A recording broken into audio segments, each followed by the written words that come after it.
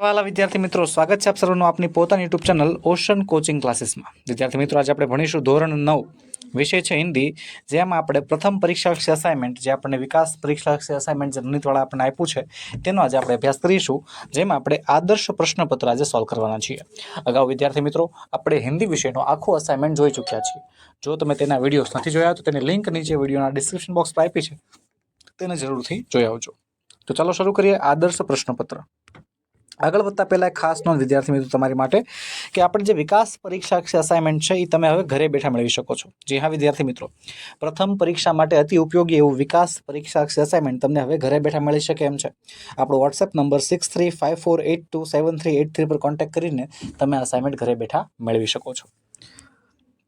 ચાલો શરૂઆત કરીએ. Section A. સેક્શનમાં પહેલામાં જવાબ આવશે ખાલી જગ્યા છે, એમાં પહેલામાં જવાબ આવશે ઈશ્વર, બીજામાં આવશે તપેદિક.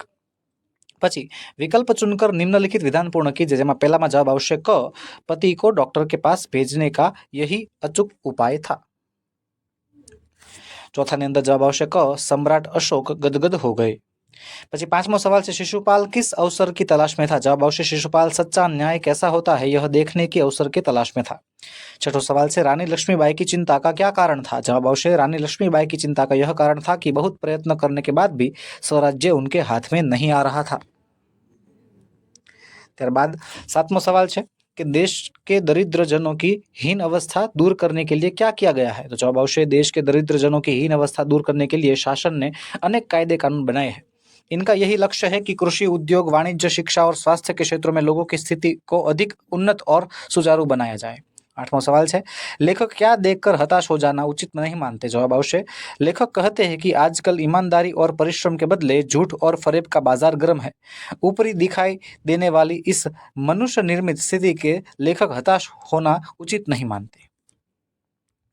પછી આપણને નવમો સવાલ આપ્યો છે, કંડક્ટરને अपनी ईमानदारी कैसे बताई. तो જેનો જવાબ આપણે નીચે આ પ્રકારે આપ્યો છે कि एक बार लेखक सपरिवार बस यात्रा कर रहे थे. गंतव्य स्थान से लगभग 5 मील से पहले एक सुनसान स्थान पर बस खराब हो गई. कंडक्टर समझ गया कि यह बस अब आगे नहीं जा सकती. बस वह एक साइकिल लेकर चला गया. उस समय रात के 10 बजे थे. यात्री बस ड्राइवर पर अपना क्रोध उतारने लगे, लेकिन लेखक के बच्चे भोजन और पानी के लिए व्याकुल थे. यात्री ड्राइवर को मारने के लिए तैयार हो गए. ठीक उसी समय कंडक्टर एक खाली बस लेकर आया. यात्री उसमें सवार हो गए. कंडक्टर लेखक के बच्चों के लिए पानी और दूध भी लाया था. इस तरह कंडक्टर ने अपनी ईमानदारी और सज्जनता बताई. अथवा में पहलो नवमो सवाल है, दिन में गुलमर्ग की शोभा कैसी दिखाई देती है. जवाब आवश्य दिन में गुलमर्ग का हरा भरा रूप आंखों को मुग्ध कर देता है. धरती से लेकर आकाश तक हरियाली ही हरियाली दिखाई देती है. हरी घास के बीच तरह तरह के रंग बिखरे फूल खिलते हैं. वातावरण में नई नई कोपलें फूट आती है. सैलानी घुड़सवारी का आनंद लेते नजर आते हैं. हर क्षण नए अनुभव और रोमांच की सृष्टि होती है. आकाश में बादलों के नन्हे नन्हे द्वीप तैरते दिखाई देते हैं. पंगडंडिया भेड़ बकरियों के रेवड़े भी ढक जाते हैं. इस तरह दिन में गुलमर्ग की शोभा देखने लायक होती है. પછી આગળ વધી વિભાગ બી તરફ, જેમાં પહેલામાં જવાબ આવશે કલ્યાણ, બીજામાં આવશે અલંકાર. પછી કાવ્ય પંક્તિ પૂર્ણ કરવાની છે દેહ મંદિરથી માંડીને આરાધના સુધીની. દેહ મંદિર ચિત્ત મંદિર એક ही है प्रार्थना, सत्य सुंदर मांगल्य की नित्य हो आराधना. 13मो सवाल है, धन संपत्ति किस लिए है. जवाब आवश्य धन संपत्ति परोपकार के लिए है. 14मो सवाल है, सूरदास धन्य क्यों हुआ. जवाब आवश्य सूर धन्य हुए क्योंकि उन्हें श्री कृष्ण की दुर्लभ छवि के दर्शन हो गए हैं. પછી આપણને 15મો સવાલ આપ્યો છે, परोपकारी मनुष्य क्या करते हैं. जवाब आवश्य परोपकारी मनुष्य धन का कभी संग्रह नहीं करते, वे अपने धन को जरूरतमंद लोगों में बांट देते हैं. 16मो सवाल से, पहले के आर्य कैसे जीवन जीते थे. जवाब आवश्य पहले के आर्य अपने जीवन को कभी नहीं अपना समझते थे. उन्हें कभी अपने ही लाभ का मोह नहीं होता था. वे संसार का उद्धार करने के लिए जन्म लेते थे और संसार को उज्जवल बनाने के लिए सक्रिय रहते थे. इस प्रकार पहले के आर्य अपना जीवन जीते थे. 17मो सवाल आपने आप्यो है कि दानी पुरुषों का स्वभाव कैसा होता है. जवाब आवश्य दानी पुरुष धन दौलत को संग्रह करने की वस्तु नहीं मानते. वे अपना धन दूसरों को बांटने में ही रुचि रखते हैं. वे अपनी बहुमूल्य वस्तुएं दूसरों को देने में संकोच नहीं करते. वे किसी से कुछ लेते नहीं. वे दूसरों को देने में सुख का अनुभव करते हैं. इस प्रकार दानी पुरुषों का स्वभाव दयालु और उदार होता है.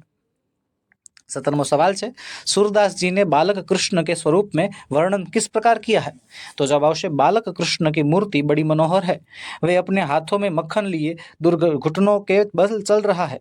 उनके मुख में मक्खन लगा हुआ है, उनके गाल सुंदर और आंखें चंचल है, उनके माथे पर गौरोचन का तिलक लगा हुआ है, उनकी लटें मदमस्त भौरों जैसी सुंदर लग रही है, वे अपने गले में कठुला की माला पहने हुए हैं।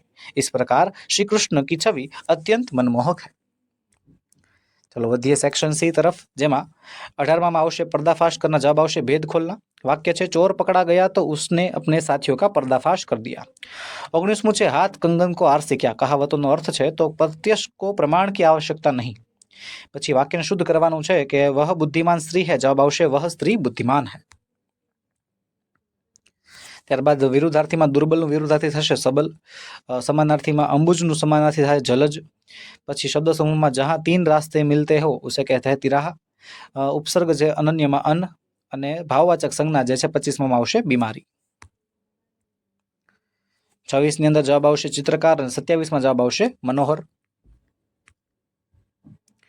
विभाग डी लेखन विभाग ની અંદર પહેલા કહે છે કે નિમ્નલિખિત પરિચ્છેદ को पढ़कर पूछे गए प्रश्नों के उत्तर लिखिए, એટલે કે ફકરો વાંચવાનો છે અને ફકરાના આધારે સવાલના જવાબ આપવાના છે। તો ફકરો આપણી નજર સામે છે, જેમાં પહેલો સવાલ છે हम सुख का अनुभव कब कर सकते हैं, जवाब આવશે हम सुख का अनुभव तब कर सकते हैं जब हमने दुख का अनुभव किया हो। दुख के बिना सुख का महत्व और अनुभव नहीं होता, क्योंकि दोनों एक दूसरे के पूरक है। बीजो सवाल है शीतलता और उष्णता शब्द किसके सूचक है, जवाब आवश्य शीतलता और उष्णता शब्द अनुभवों के सूचक है। शीतलता सुख और आराम का प्रतीक है, जबकि उष्णता कठिनाई और संघर्ष का प्रतीक है। इन दोनों के अनुभव से हम एक दूसरे का सही अर्थ समझ सकते हैं। तीसरा सवाल है जीवन में सुख दुख का क्या स्थान होना चाहिए, जवाब अवश्य जीवन में सुख दुख दोनों का स्थान होना चाहिए और उनका मिश्रण मधुर होना चाहिए।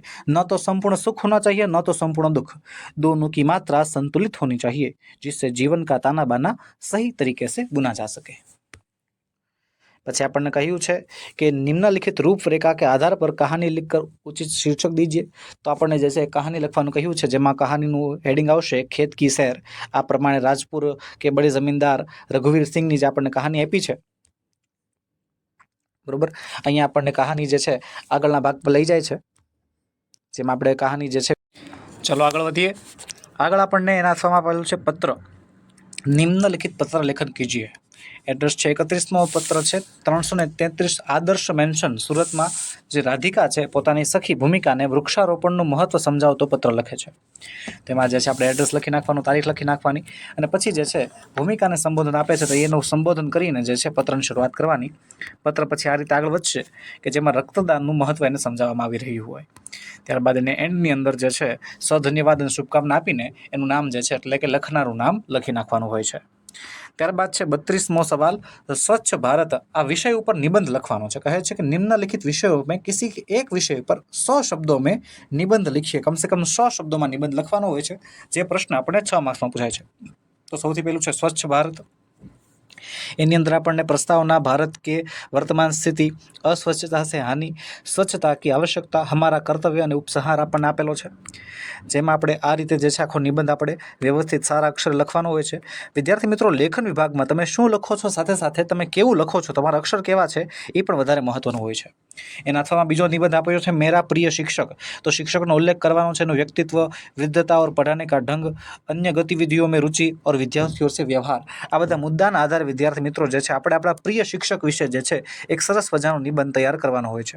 વિદ્યાર્થી મિત્રો ખાસ યાદ રાખવું કે નિબંધ લખતી વખતે ચેકા ન પડવા જોઈએ, જેટલા ચેકચાક ઓછા હશે એટલા માર્ક્સ આપણને સારા આવી શકે છે। પછીનો નિબંધ છે છેલ્લો माँ तुझे सलाम। माँ का स्थान, मातृभूमि से बढ़कर राष्ट्र भावना, राष्ट्र की समस्याएं निपटने में सहयोग, कैसे कर्तव्य वंदना, એ બધા આપણા મુદ્દા છે, જેમાં આપણે આપણા દેશ વિશે, બરોબર, આપણા દેશ વિશે જે છે આપણે કેટલા વંદના રાખીએ છીએ, આપણા દેશમાં આપણે કેટલી લાગણીઓ છે તે આપણે જણાવવાનું હોય છે। તો બસ વિદ્યાર્થી મિત્રો, આજના વિડીયોમાં એટલું જ। આજે આપણે ભણ્યા ધોરણ 9 વિષય હિન્દીનું આદર્શ પ્રશ્નપત્ર। મળીશું આવતા વિડીયોમાં, જેમાં આપણે આવા અવનવા વિડીયોઝ લઈને, આવા અવનવા સોલ્યુશન લઈને જે છે હાજર થતા જોઈએ છીએ। વિદ્યાર્થી મિત્રો, તમને આ વિડીયો ગમ્યો હોય તો લાઇક કરો, તમારા મિત્રોમાં શેર કરો, અને ચેનલમાં નવા હો તો સબસ્ક્રાઇબ કરો।